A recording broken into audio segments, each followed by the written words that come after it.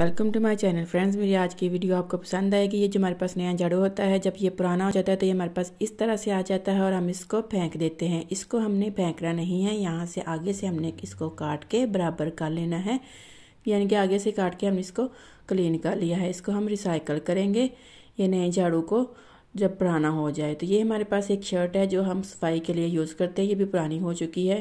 तो अभी हमने करना क्या है, ये जो हमारी सफाई वाली शर्ट है इसको हमने झाड़ू के अंदर इस तरीके से इसको डाल के ऊपर से धागा बांध देना है। आप धागे से इसको जो है वो बांध के, तो अभी आप देखें ये आपके बहुत आसान, जो सफाइयों का आपका काम है डेली का, वो उसको बहुत आसान कर देगी।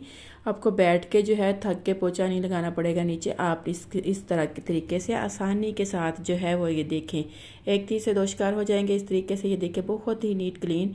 आप खड़े खड़े जैसे झाड़ू लगाते हैं वैसे ही आप इसको जो है लगा के आसानी से सफाई कर सकते हैं। आई होप आपको हमारी वीडियो पसंद आई होगी। आपसे रिक्वेस्ट है कि प्लीज़ फ्रेंड्स और फैमिली से शेयर करें और चैनल को सब्सक्राइब कर दें।